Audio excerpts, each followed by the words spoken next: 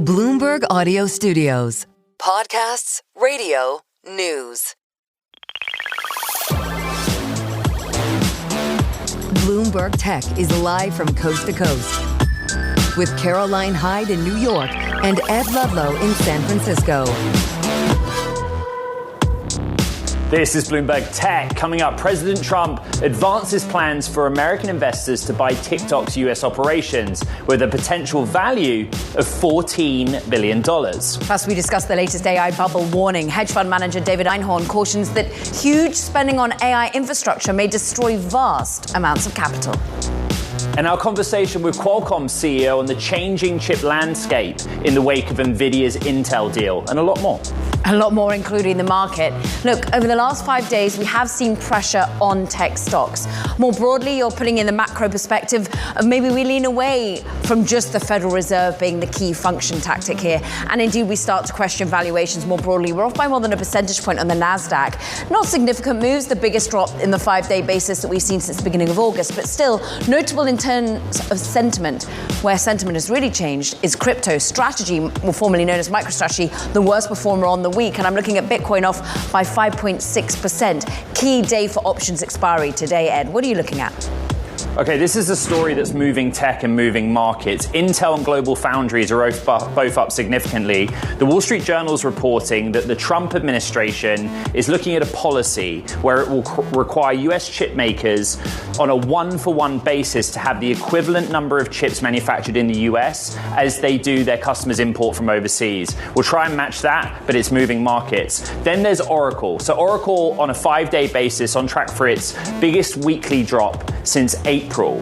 We know more about the structure of a deal for US TikTok. The breaking news in the last hour, Bloomberg reporting, citing sources, that even in the event that this deal is done and completed, China and ByteDance will still take more than half the profits from US operations of TikTok. Let's get all the details with Bloomberg's Alex Levine, who covers social media and has been all over this story. Let's start with what happened out in the White House last night. The president, the Treasury Secretary, all explaining to us, along with the Vice President, Alex, the structure of this deal. What is new and what do we know? Well, I think what we know about the deal so far is that Oracle is set to play a huge role in helping the new U.S. TikTok entity secure user data and also the algorithm that is going to be leased from ByteDance for the United States to use and retrain using all U.S. user data. What we saw from the White House yesterday at the executive order signing, there was actually not that much new in terms of what we know as far as where China stands on this. There were a lot of questions from reporters about what sorts of nod or what sorts of approval the Chinese president has given to Trump. And it seems that Trump has been sending some mixed messaging on exactly where China stands. But I do think that one thing that is becoming clear is that as we begin to learn more about the structure of the deal and what ByteDance will get from it, there are more and more questions and I think some more scrutiny and even criticism from members of Trump's own party over what the eventual outcome will be. I think exactly that. Look, the Chinese embassy has made the latest statement saying the US side needs to provide an open, fair and non-discriminatory environment for Chinese investors. So no, yes, go for it. You can take this part of TikTok and start reworking the underlying algorithm. For me, the question is Oracle the right person to be overseeing the algorithm changes? And more broadly, how on earth are they going to separate the US version? And more broadly, what about the latest Reuters reporting that we're seeing that maybe ByteDance does end up still controlling operations? Would that in any way satisfy national security issues here? Well, I think it depends who you ask on this first question that you had, which is Oracle the right partner for this? If you ask the Trump administration, you ask the White House, absolutely. They said yesterday that Oracle has been partnering with TikTok for several years already on trying to cordon off U.S. user data from ByteDance's global operations in China. But I think one thing that's very top of mind for me is that TikTok and Oracle have been working together on this for years, and it has been an imperfect solution. This was proposed as a solution to the Biden administration back in 2022, and after years of negotiations with a framework that looked almost identical to what we're now talking about with TikTok and Oracle today, the Biden administration was not comfortable that that this would adequately solve national security concerns. So you're starting to hear from lawmakers and others across Washington that this might just be a new version of that, and if so, that's just not going to cut it. Very similar to Project Texas from your own reporting. Alex Levine, thanks for breaking that down. Still so many questions to answer. But let's just talk about the advertising side of all of this and bring in Rachel Tipograph, founder, CEO of analytics platform Micmac.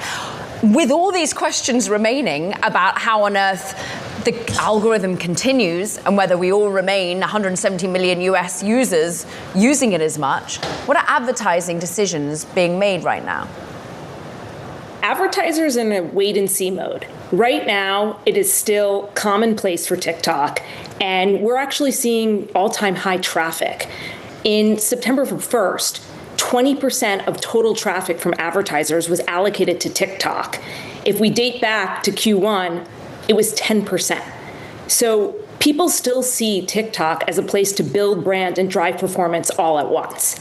That being said, major advertisers have contingency plans. The moment that TikTok America is created, I don't think we're going to see traffic at 20%. These major advertisers are going to wait to see if the user base is still there, if the engagement is still there, and if the ad performance results are still there. If those things are to be true, then absolutely you'll see dollars move into TikTok America.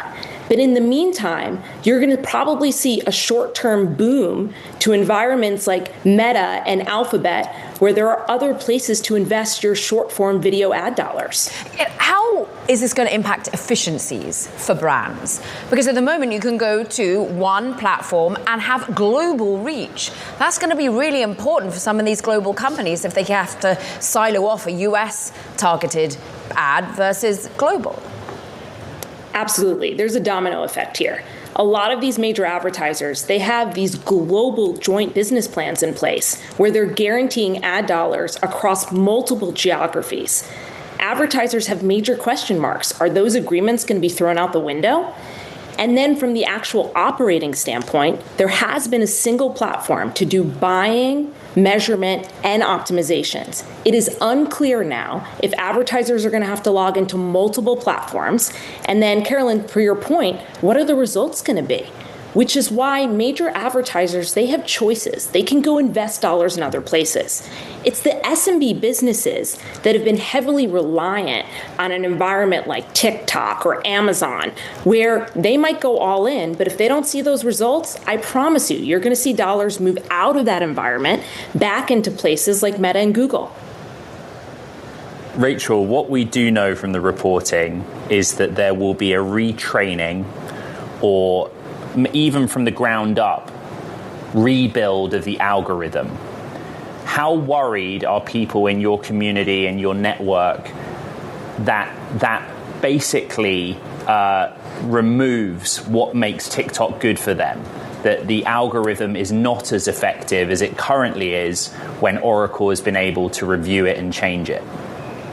Yeah, it's less about the algorithm and it's more about, will user engagement still hold?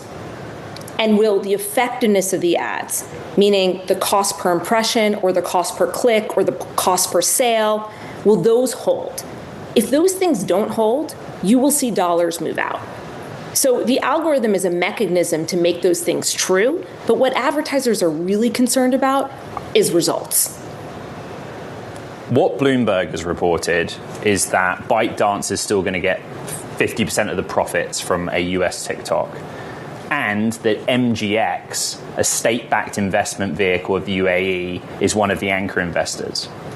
If you're a content creator on TikTok or you're an advertiser on TikTok, do you care about either of those considerations? If you're an advertiser on TikTok and you're a global brand, I'm talking Fortune 1000 brands, you care about two things. You care about performance, but then you also care about brand safety. And so if they don't feel that their concerns are being addressed by this new ownership structure around brand safety, then yes, they will care. If they believe it's being addressed, then it's irrelevant to them. Creators care more about the culture and the community. Will the community still stay in TikTok? Will the vibe still be the same? They don't really care about the ownership structure as long as the community engagement is there. Let's talk about a name that you said that maybe will be benefiting amid all of this, and is Meta, and the move to Instagram in this moment by advertising dollars. But what's happening in Europe at the moment is interesting with Meta as well, and the UK, and being forced to basically add a subscription offer rather than offering just advertising. How are advertisers looking at that? How much do they anticipate people will go for an ad-free version of Instagram? I love what's happening right now because we can look at Micmac's data globally. We do operate globally, and it's really interesting. The laws that are taking place in the EU and UK when it comes to advertising is way more stricter than the US. And as a result, platforms like Meta have struggled in recent years in those environments. In 2023, Meta had to introduce the same ad-free tier in the EU. And there's been no public data whether users have adopted that or not. The only thing that we've seen happen is that the price per tier come down, which is a signal that maybe adoption was initially there. Fast forward, the UK government is adopting very similar rules as the EU, where they're putting very strict guardrails in place and how platforms can target users. And essentially, you have to opt in 100%. And if you don't opt in 100%, then you have to pay for an ad-free tier. What's interesting is that right now in the UK, 75% of ad investment is happening in Meta. Meanwhile, in the EU, it's closer to 36%, which is another signal that if this happens in the UK, you're going to start to see ad diversification outside of Meta into other platforms. So it's actually the reverse of what's happening in the US. In the US, opportunity for Meta to grab market share. In the UK, they might actually lose market share right now. Micmac CEO, Rachel Tipograph, back on Bloomberg Tech, back in force. Great to have you on the show.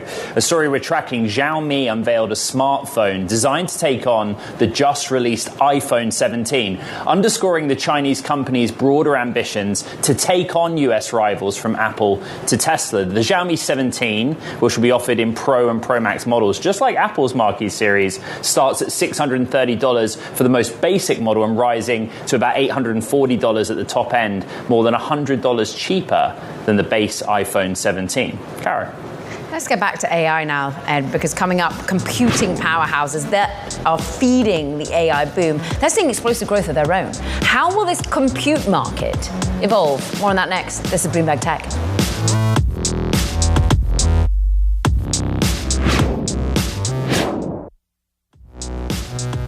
The AI revolution is fueling explosive growth for companies selling computing power. CoreWeave, despite forecasting losses this year, is valued at over $50 billion, while Oracle's added $250 billion to its market cap. That surge is subject of this weekend's essay by Bloomberg Ideas and Culture senior writer Felix Salmon, who joins us now. I spoke to the CoreWeave CEO last night, and I basically put to him that all of the people in this ecosystem are writing checks they can't cash. The demand is there, but their ability to pay for it, the infrastructure needs to be built, maybe it's not. And you make a really smart case on just how wide some of the losses are with all the spending as much as they have momentum in what they're doing. And what that, in financial terms, is called is counterparty risk. That if you are building data centers and you're expecting trillions of dollars of demand, then what you're worried about is the people who are contracting to pay, like, OpenAI has said that it's going to pay Oracle $300 billion. That they just won't have that money because they're losing money, and where are they going to be able to find it? NVIDIA can't just throw billions of dollars at them forever. And so the big question then comes, how are they going to be able to hedge that counterparty risk? And the answer to that question is, what if compute is actually traded as a commodity on markets, on exchanges? Yeah. That solves a huge number of problems. And people are already walking that line and already building that offering. It seems like, Felix, push us forward as to how we could get what you call really these combinatorial auctions. It's something called a Milgram assignment auction, and all markets are auctions, right? If you think about the stock market, people are bidding every microsecond for how much they're willing to bid and offer on various stocks. And that's a very simple auction. It's just like there's one object and you can have a single price for that object. It's a share of stock. Other auctions, other commodities have more complicated things. Like in the oil market, you have to invent these standards like Brent crude or West Texas Intermediate that people can sort of agree on. When you're talking about something as complicated as compute, where there are hundreds of different variables that people care about, what chips you have, how much uptime there is, what time of day you're using, all of this kind of stuff, then you need a very sophisticated auction that is powered itself by AI. But we have these companies, One Chronos and Auctionomics, that are actually building that right now, and really it's super necessary. Without it, we aren't going to be able to see the level of investment that people are sure is coming. Food for thought, and that's exactly what your job description is. Felix Salmon, it's a great read. Go dive into it this weekend. But for more on AI and the questioning of valuations around AI as well, let's talk to Stephanie Aliaga. She's global market strategist at JP Morgan. Look, we just had the latest, David Einhorn, coming out saying, I'm worried about the sheer scale of AI infrastructure investment at the moment and that billions is going to be lost in terms of capital. What are you thinking of these warnings around a bubble? Yeah. It's clear we're seeing explosive demand growth that we've really never seen before. That doesn't mean it's not real, but it does mean that we should continue to really look at these valuations and perform these sanity checks. And what gives me some confidence when I'm performing my sanity check is that this infrastructure wave, as significant as it is powered by real demand growth that is already showing up in the numbers. It's funded by real cash flows. And even after all of this enormous spending, the four major hyperscalers, they're still free cash flow positive. And so there's a lot of demand and still the supply constraint on infrastructure is there. So there's no like house of cards underneath this AI infrastructure wave, I'd say. But still, I think the AI theme it's a long-term one. DeepSeek was one upset that we had earlier this year. There will surely be others, and right now we're in this kind of period of digestion. But I think we're just waiting for that next piece of like bullish commentary and data, and then we're going to appreciate the fundamentals once more. Stephanie, every phone call I get at the moment about a specific infrastructure deal, there's an element of debt involved. Yeah. How closely are you tracking that, and are you worried about it? So the infrastructure spending boom is beyond just those four major hyperscalers, right? That fifth in line came out with a bond deal this week. So we are seeing that AI is going to cost a lot of money, and the debt markets are coming in to help fund some of those gaps in spending.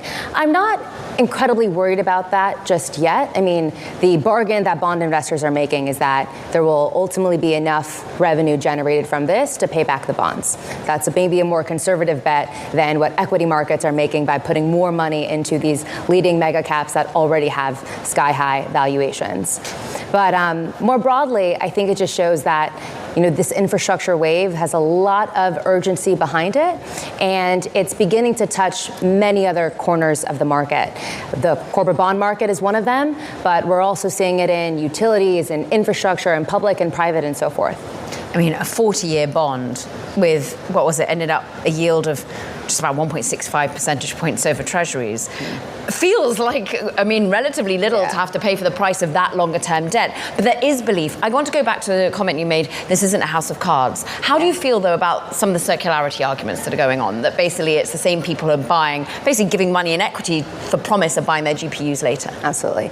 Markets have been rewarding large capital spending commitments, and we should not be rewarding redundant capital spending commitments. And I think that is one of the, the sanity checks that we've all performed this week is, okay, it seems like capital sloshing from one balance sheet to another balance sheet.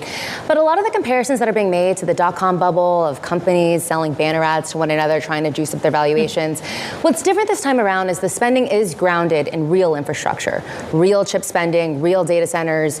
And so that gives me a bit more confidence on that. But we, absolutely should not be rewarding companies for redundant capital spending commitments. Stephanie, really quick, can the global energy sector meet the demand?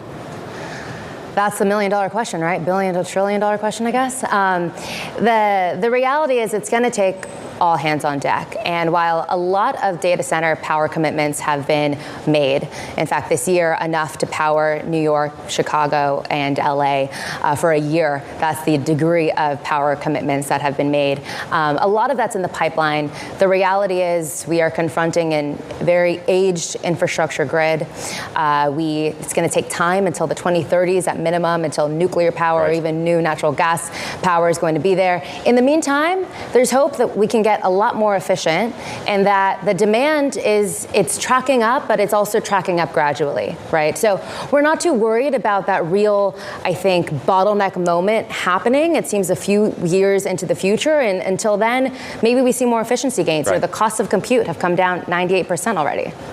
Stephanie Aliaga, Global Market Strategist at JP Morgan Asset Management. Thank you very much. Now, coming up, Bloomberg Tech Asia sat down with Holton Nu from Baidu Apollo, China's biggest robo-taxi operator. That conversation is next. This is Bloomberg Tech.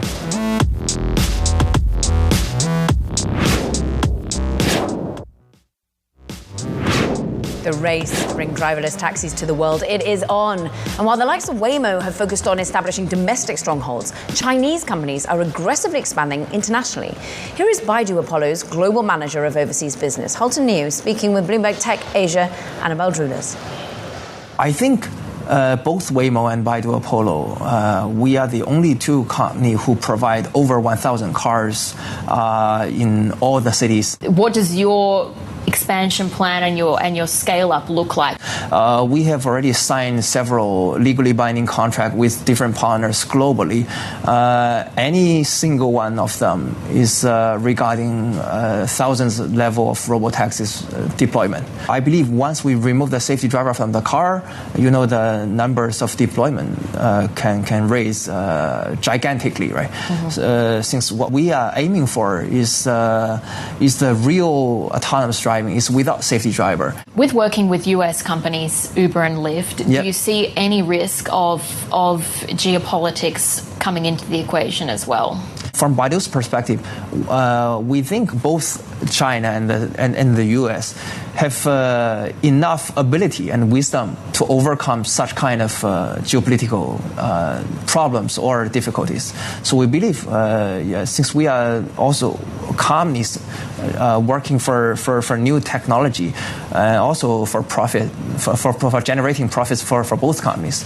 So I think everything will be good in the end. That was Baidu Apollo's Holton Nu, along with our own Annabelle Drulas. Check out the full episode of Bloomberg Tech Asia online or on the Bloomberg terminal. A lot of stories coming out of the region. Now, coming up, more on TikTok as President Trump advances plans for US investors to buy the social media platform in the US. We'll have that story next. This is Bloomberg Tech.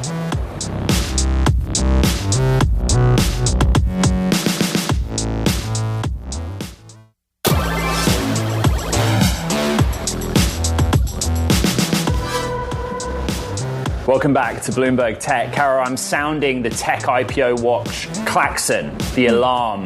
And the name I'm looking at is Klarna, down almost 6% in the session. But the reason that's notable is the shares trading at $39.09 a share, meaning they are down below the $40 IPO price pretty quickly as well. Like, think of all the other IPOs you and I have covered in recent weeks and months, and some of them had a lot of long-term momentum. This feels like a pretty quick drop back.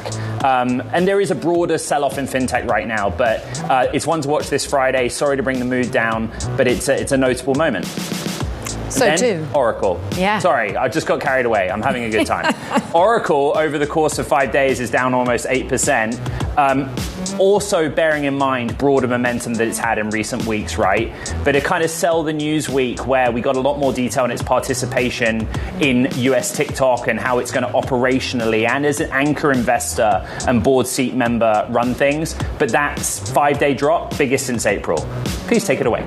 I will, because yes, Oracle's run far higher in recent months, and no wonder there's a bit of profit taking. But we are going to drill into Oracle, its potential TikTok investment, and the role that it plays with Bloomberg's Brody Ford, who covers the company. And there was a great opinion piece out of our colleague Dave Lee, who really puts out the question of what expertise does Oracle, a cloud company, have when it comes to social media algorithms? Brody. Not a whole lot. I think they would, maybe they would tell you as much as well. I think it's very interesting how much rhetorical value the administration has placed on Oracle's involvement. They are the kind of technological underpinning of a lot of the operations, but they're the cloud vendor, right? I mean, they are not an algorithm designing company. They're not a business operations, social media. They're not a consumer company, period, right? And so as Oracle takes a very large role on the stage of how this TikTok deal is rolled out, my anticipation is that their role doesn't change a whole lot from what it is today, which is a cloud infrastructure vendor. Brody, you and I have spent a lot of the last 36 hours on the phone trying to work this out. So let's swap notes. My understanding is that the Trump administration went to MGX, which is a basically state-backed investment firm in the UAE, and invited them to participate. You also have some details on these kind of anchor investors and what role they'll take. Just give us your notes, please. Right, so these three anchor investors will likely get about a 15% share each and a board seat. The exact numbers may shift around, but the idea is that these are the kind of three anchor non-Chinese investors, kind of each coming from somewhat different backgrounds. Oracle we've discussed, MGX being an Emirati investment company, and Silver Lake being a U.S. tech-focused investment company. And so I think the idea is showing that, hey, there's a breadth of folks behind this initiative. Though, of course, the reporting is very live in terms of exactly what these three companies are going to be buying. Bloomberg's Brody Ford, busy week for you. A lot more reporting to come. Thank you very much. Let's bring in Teresa Payton. She's the CEO of Fortalice Solutions and the former White House Chief Information Officer under the George W. Bush administration. Teresa, if we may, I want to go to the UAE piece of this first, because, you know, the emphasis from the administration was making US TikTok American. The UAE is an ally of the United States. In defense, for example, you know, there is weapons and other agreements there. But in the context of something that is digital, what do you make of MGX participating as an anchor investor and potential board seat holder of a US TikTok? Well, I think it's very interesting. Obviously, they have deep enough pockets to be a part of this, which is, you know, kind of part of the deal negotiation. But I have some open questions, because there's some open questions about how they feel about social media for their own citizens. And so now we're talking about, we're going to have some type of a twin algorithm, because ByteDance is still going to have the algorithm, but we're going to have it here in the United States, and we're going to be retraining it on U.S. data. And so I've got a lot of questions around that board seat and what kind of voting rights, what kind of direction, what kind of influence they may have over this sort of digital twin of an algorithm we're going to have in the U.S. and how that retraining is going to happen. Okay, from a pure technology standpoint, how do you think this is going to work?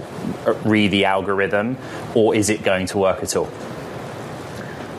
Well, hopefully they've got some really great engineers working on this. So whenever you kind of go into this mode of there's going to be a master copy, and then we're going to have our own local regional copy, but it's going to be essentially the same, except for it's not. We're going to be training it on U.S. data. I end up having a lot of questions, like what's the quality assurance for this? Will it still feel and look the same? I mean, TikTok may lose its hip and cool factor once we take sort of the global piece out of it and start to run it locally. So it'll be very interesting to see what the knowledge transfer will be. I know as part of Project Dallas, TikTok USA has been doing a lot of work to be in compliance with the foreign control, kind of regulations around CFIUS. And so it could be they already have people very well trained up to take the reins of TikTok USA's algorithm. But if they don't, I'm a little worried about how it's going to be tuned, and it may be a little bumpy once we kind of do this split and have this algorithm twin of sort of the master copy, but it has to be retrained. And let's face it, if they're ByteDance TikTok employees who've been working on Project Texas, who says that ByteDance is going to want them to move to US TikTok? So we have to question what engineering talent follows through, Teresa. I'm also interested in, there's been some Reuters reporting, and Bloomberg's yet to be confirming on it, but the idea that actually ByteDance as a whole has a lot more control than perhaps had been previously thought. Yes, they perhaps give over the algorithm in such way, and it becomes updated and monitored by the likes of Oracle, but they then hold a separate division that will continue to be wholly owned, and they'll control the revenue-generating business operations, such as e-commerce and advertising. Teresa, how does that technically work, and how does that make us understand it from a national security perspective? Yeah, this is very interesting to me. So I think a couple of things. One, we know the data has been physically separated, but the algorithm itself, the reason why an algorithm like TikTok's was so popular and beat out most US-based social media companies, at least as it relates to Gen Z, Gen A, and even, candidly, other generations, a lot of people have adopted TikTok. And the reason why it's so good is that algorithm is constantly learning. How does it learn?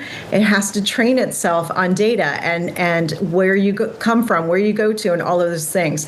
I don't know how the algorithm stays hip and cool and edgy if it's completely separated from ByteDance. So how does it learn if it becomes a black box of learning? So lots of questions still around how that engineering is going to work and how are they going to set this up. So for example, there is a term called digital twin where you can actually have a full production copy of production and essentially have it be the same and potentially have the data be separated.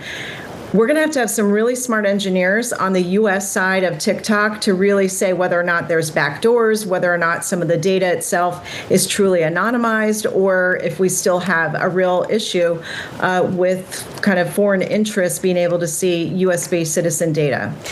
And Teresa, I follow up with a relatively sensitive political question here, because a lot of anxiety has been put into the potential biases that creep into this algorithm if it's Chinese overseen, controlled, whatever you might make of ByteDance. If it's now overseen and controlled by Oracle, what can they put in place to ensure that the users that may or may not migrate over feel comfortable with the control of algorithm by them? And what biases they need to oversee in the same way that we question other parent companies such as Meta and Snap? I love the question you're asking here. Because of our lack of governance and guardrails over social media platforms, over big tech, as far as understanding the transparency around these algorithms, how they train things. Do I, as a user, get to reset my algorithm? Do I get to see transparency into what's being served up to me or to my children or to my customers if I have a business account? So because we don't have that today, this is a great question, and it has to be asked of all the social media and big tech platforms. And you're right, we don't know potentially who's sitting on that board, not just Oracle, but the other investors. Are they going to have sort of a heavy thumb, if you will, on the algorithms and how they work? More to come, obviously. Evolving story. Teresa Payton there with us. We so appreciate it. CEO of Fortalis Solutions, former Bush White House CIO. Coming up, OpenAI Stargate ambitions could supercharge demand for AI power with big implications for NVIDIA and Oracle. That's next. This is Bloomberg Tech.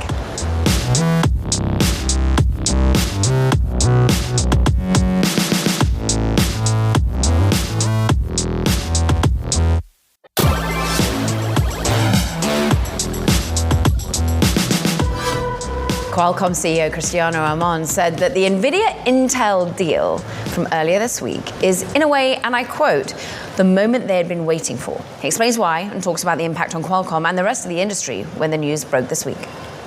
When you actually dig deeper on it, and it was interesting, actually, when that announcement happened, it was interesting. We were slightly up. It was kind of neutral to positive to Qualcomm.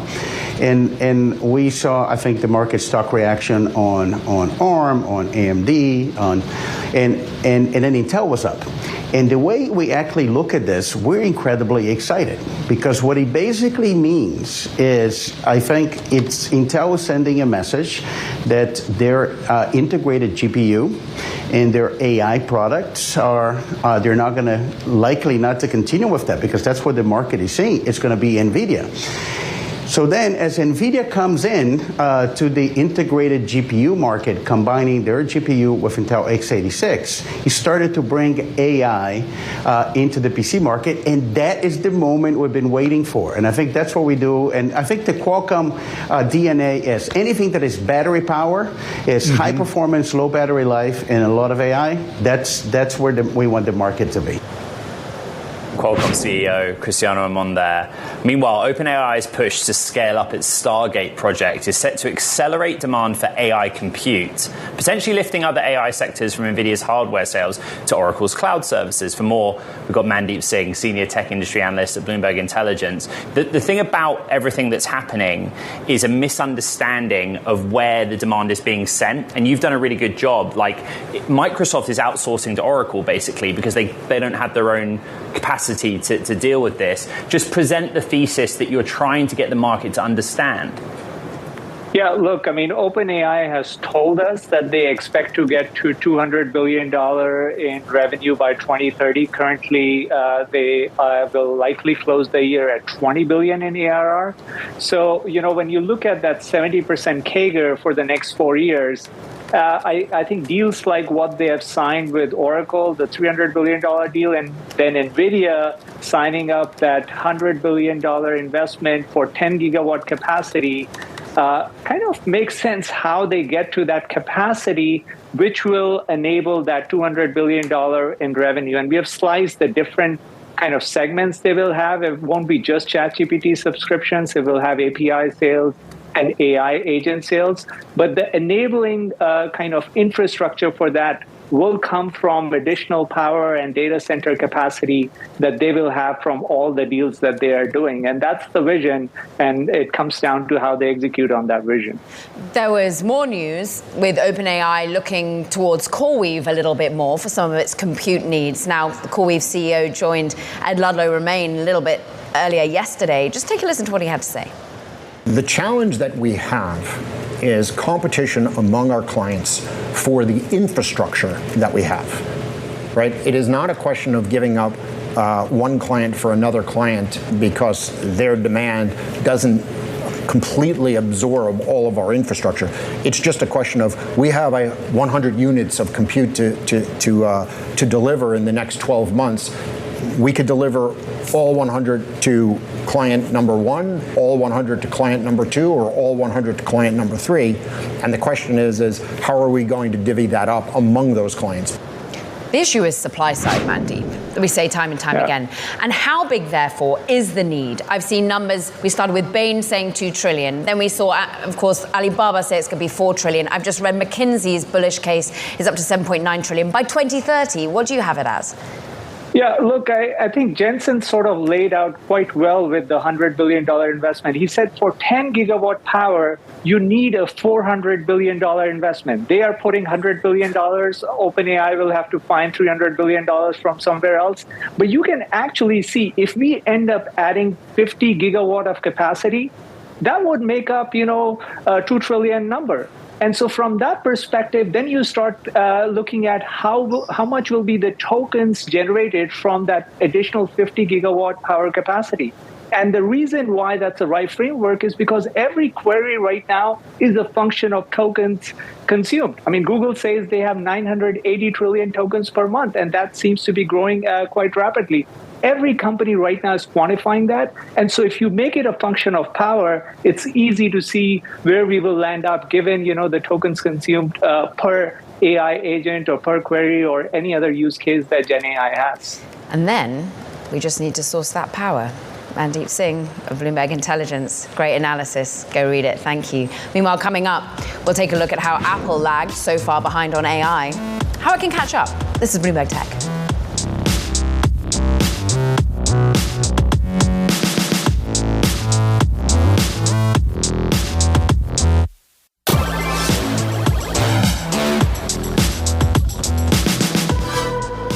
Apple has long led Silicon Valley in tech, but in the world of AI, it's fallen way behind. Continuous missteps could arguably threaten the iPhone's dominance. Bloomberg Originals took a deep dive into what went wrong and if Apple can catch up.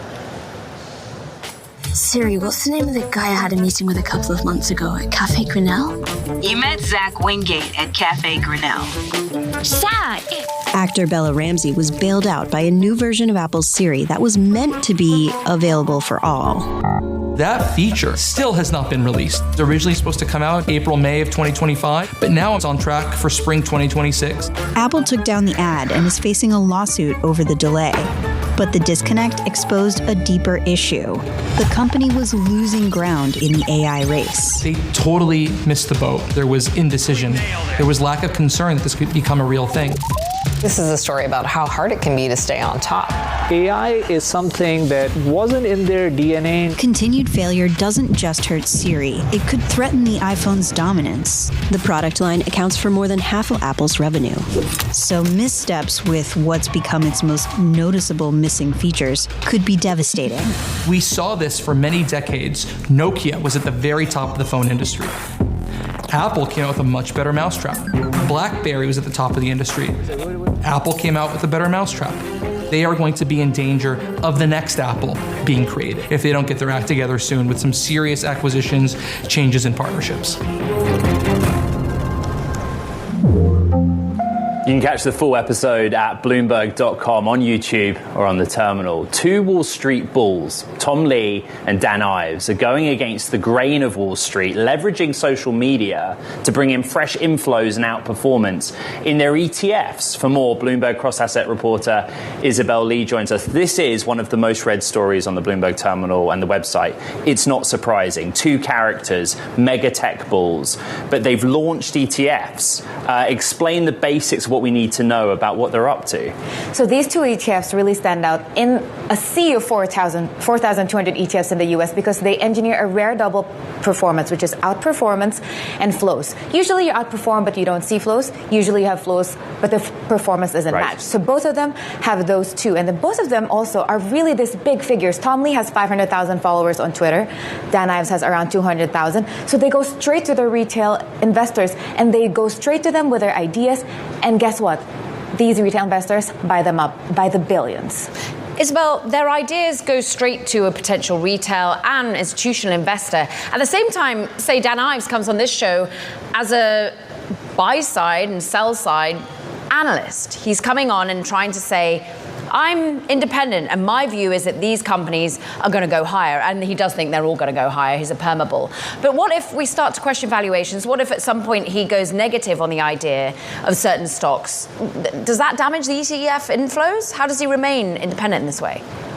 That's a good point, Caroline. And this is a new trend we're seeing, that these prominent figures are launching their own ETFs. So both Tom Lee and Dan Ives have their own really strong base because of their research. They both just send out research every day. You get their notes multiple times a day if you pay as a client.